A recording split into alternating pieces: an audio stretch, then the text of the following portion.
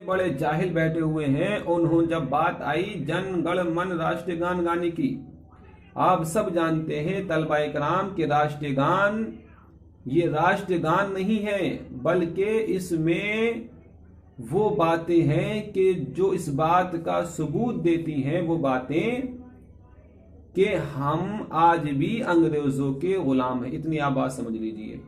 इसमें एक शख्स का नाम दिया है, जन गण मन अधिनायक।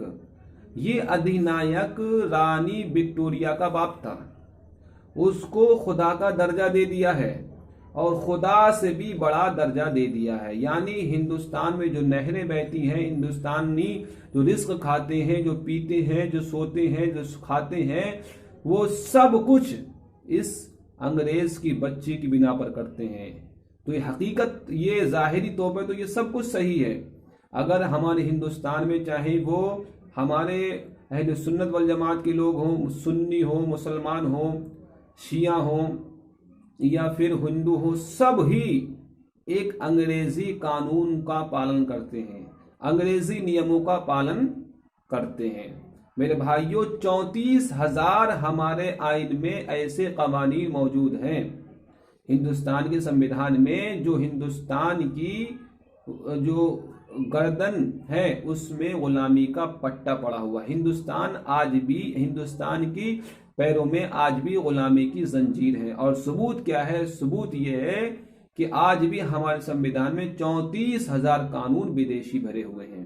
तो कहने का मतलब यह है कि जब बात आई जन गण मन गाने की, तो एक जाहिल भी इंसानी जानता है कि अगर जो जन गण मन अधिनायक पढ़ेगा उसका ईमान खतरे में पड़ जाएगा, क्योंकि अधिनायक जो है ये इसको खुदा से भी बड़ा दर्जा दे दिया। जैसे कि हमारे अहले हुनूद जो हैं, हिंदू मजहब के, सनातन धर्म के, तांत्रिक धर्म के, वो ये कहते हैं, वो कीड़े मकोड़ों को भी भगवान से बड़ा दर्जा दे देते हैं।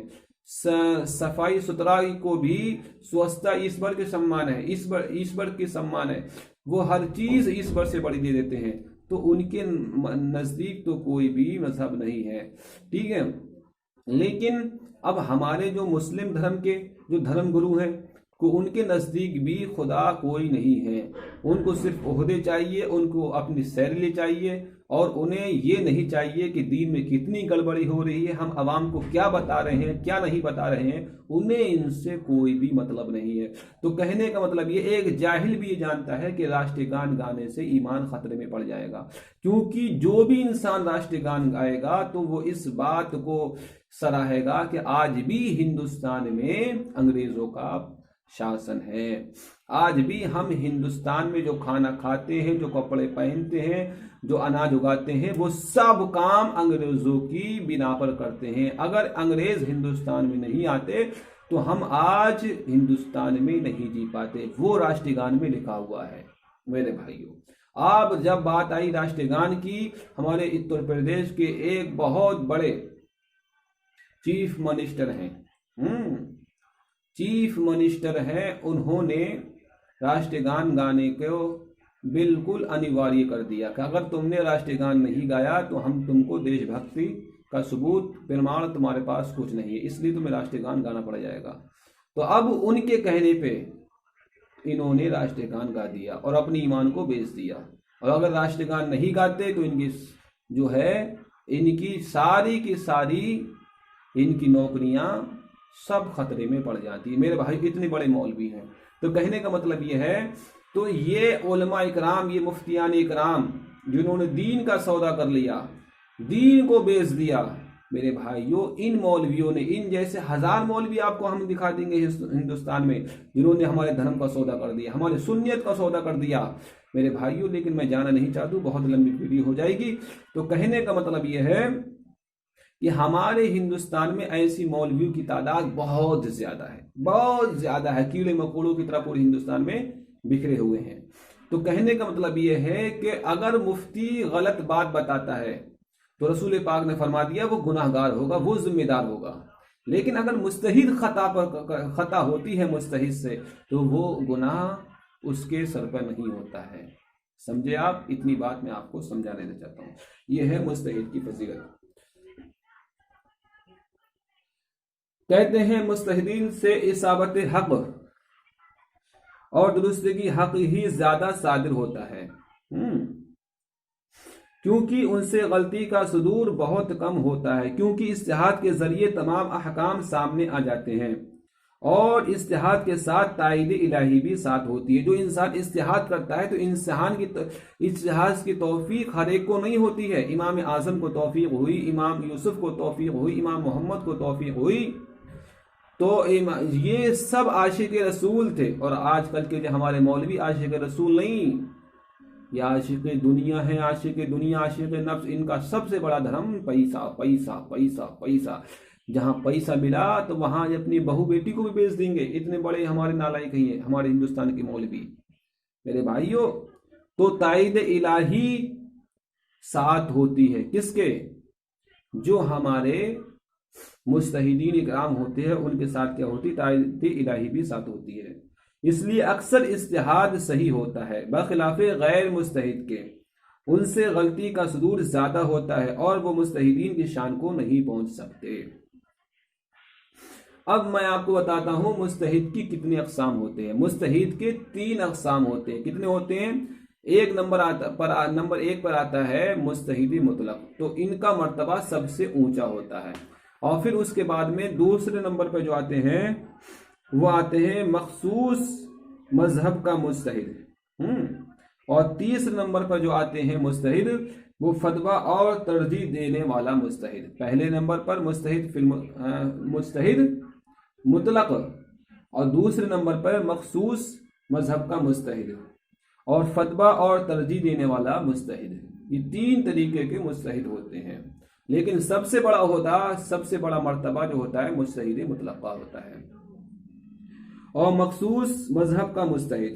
ٹھیک ہے، تو کہنے کا مطلب یہ ہے پہلے نمبر کا جو مجتہد ہوتا ہے تو یہ وہ مجتہد ہوتا ہے جس میں گزشتہ بحث میں بیان کردہ اجتہاد کی تمام شرطیں پائی جائیں، وہ دلیل ہی کو پکڑے، وہ جہاں بھی ہو مجتہدین کے اقسام میں سے ہے۔ یہ وہ مجتہد ہیں جن کے لیے فتویٰ دینا اور جن سے فتویٰ طلب کرنا جائز ہے، انہی کے ذریعے امت کی طرف سے اجتہاد کا فریضہ ادا ہوتا ہے۔ مجتہد مطلق ہی کی طرف سے اجتہاد کا فریضہ ادا ہوتا ہے، اور یہی وہ لوگ ہیں جن کے بارے میں سیدنا علی رضی اللہ عنہ نے کہا ہے زمین کبھی بھی اللہ کی خاطر، حضرت علی کا قول آپ سنیے، اللہ کی خاطر اللہ کے دلائل پر ثابت قدم رہنے والوں سے خالی نہیں ہوتی۔ سیدنا علی رضی اللہ عنہ نے کہا ہے زمین کبھی بھی اللہ کی خاطر اللہ کی دلائل پر ثابت قدم رہنے والوں سے خالی نہیں ہوتی۔ پھر میں آپ کو سناتا ہوں حضرت علی کا قول، اللہ کی خاطر اللہ کے دلائل پر ثابت قدم رہنے والوں سے خالی نہیں ہوتی۔ تو یہ اشارہ کس کی طرف ہے؟ یہ مجتہدین مطلق کی طرف ہے، اور یہ مجتہدین مطلق نے اللہ کی ذات و صفات کے بارے میں، انہوں نے اللہ کے عقائد کے، اللہ کے بارے میں، اللہ کی ذات کے بارے میں جو عقائد رکھنا چاہیے ان پر آپ نے ایک بحث و مباحثہ نہیں کیا، بلکہ 1000 سے زیادہ ہمارے امام اعظم نے بحث و مباحثہ کیا۔ یہاں تک کہ اب میں آپ کو آگے بتاؤں گا امام احمد بن حنبل کی تھوڑی سی چھوٹی سی داستان، جو آپ نے اللہ کے بارے میں جو عقائد لوگوں نے غلط لوگوں نے جو بنا لیے تھے ان کو آپ نے کس طریقے سے رد فرمایا ان کا، وہ آپ آگے پڑھیں گے۔ تو سب سے بڑا مرتبہ جو ہوتا ہے مجتہدین مطلق کا ہوتا ہے۔